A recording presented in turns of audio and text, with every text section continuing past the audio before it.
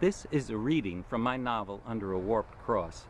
This section is about midway through the book. It's a reflection back on the early years in the life of one of my main characters. Chapter 17, Jolenta, years earlier when she was a child. "May I speak?" Jolenta asked, her voice cracking. Her mother was sitting on a stool with an infant pressed to her chest. "Of course," Coventina told her, "but make it short. You need to prepare dinner soon." Jolenta nodded, then looked at the feeding infant. All she could see was the back of the baby's head. "Is this a new girl?" she asked. "He's a boy. Clean the hearth before you cook. We're lucky you haven't burned down the house, leaving so many ashes." "Yes, ma'am." Jolenta didn't know much about the babies. She had never asked their names. Instead, she referred to them by descriptions like the new one, the fat one, or the smelly one. She hated how they took all her mom's time. Jolenta was 10 years old enough to understand that her mother had to make a living. Still, the girl didn't like having to do so many chores. She did the cleaning, cooking, sewing, and most of the weaving. "He's here to replace the one who died." Coventina spoke as she set the new one on the carpet where the other three were resting. She picked up one of the others, a girl this time, and started feeding her. "It's time I explained why the infants are here." "I already know," Jolenta told her mother. "The church makes you do it." Coventina shifted the baby to her other breast, then patted the child gently on her back. "But what you don't know is that your father is a priest, which is why he couldn't marry me. Instead, he offered me a chance to make a living wage while helping other women who were in the same situation. It wasn't what I wanted to do. I had experience harvesting wheat, tending to livestock, and weaving blankets. But no matter how I pleaded my case, I couldn't convince any of the farmers I could work efficiently with an infant in my arms. If I had owned land, I could have started my own farm. But without money, that dream was like wishing to be the queen. So your father suggested I work as a parish wet nurse, which sounded easy at first. What I didn't understand was that I had to take in charges, 3 at a time, all who needed my milk as much as you did. When you were old enough for solid food, the number went up to 4. This was something new, Jolenta thought, something her mother had never told her. She lifted her head and stared. "There's been little time in my life for anything other than tending to babies. I have to feed them, of course, but I'm also in charge of keeping them clean, safe, and well rested.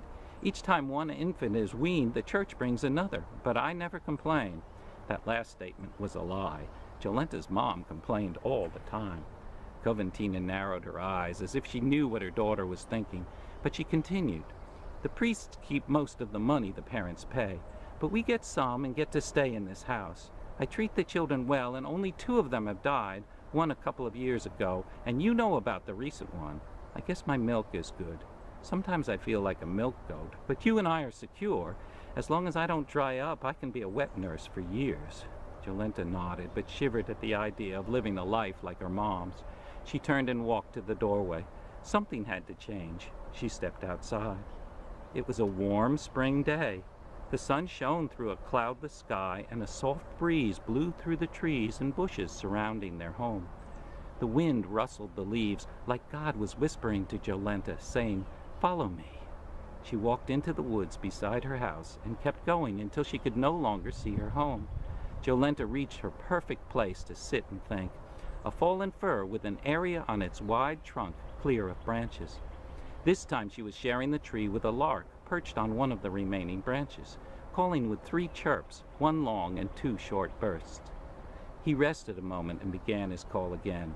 The bird turned around looking for a mate, but remained alone, like she was.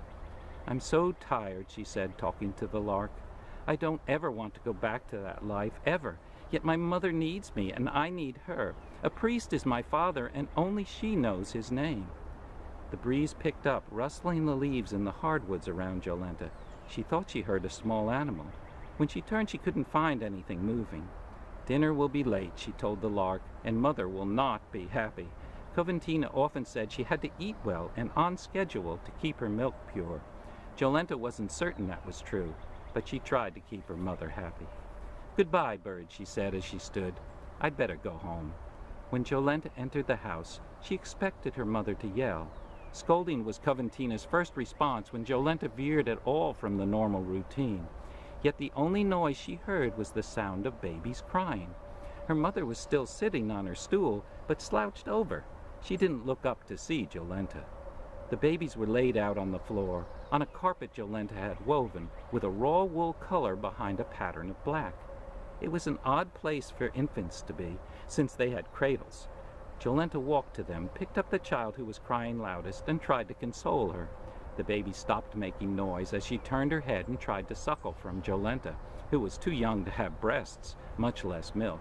The other 3 babies were crying now, filling the small house with a shrill noise that made the girl nervous. She stepped toward her mother and shook her shoulder. Coventina fell forward, landing on her head, then rolling to her side and staring at Jolenta. Her eyes were open, but without the light of her spirit. Mother, she whispered, her voice bending and shaking like a branch in a storm. She wanted to yell, but couldn't. Jolenta set the baby on the floor, then turned back to Coventina. She shook her again and again until there was no doubt she was dead. Jolenta had seen plenty of dead animals. Her mom looked the same. She dropped to her knees and rocked back and forth. "No, no," she called out. "I left. I walked out on you when you needed me. It's my fault. You must have thought I was gone forever. Then she noticed a red line around her mother's neck. It was straight across, a mixture of bruises and places where something thin had cut through her skin. Jolenta looked up from her mother's body and glanced around the room. There didn't appear to be a bloody rope nearby, but whoever did this might have taken it with him. She noticed the crying baby again, the one by her feet. She picked up the little girl and brought her back to the other 3 screaming infants. They needed to eat, or there would be more deaths on her conscience. Jolenta grows up to be a strong woman who helps the victims of church abuse with a system that is like a medieval underground railroad. The story takes place in a hard time, filled with violence and suffering, but also with characters capable of great love.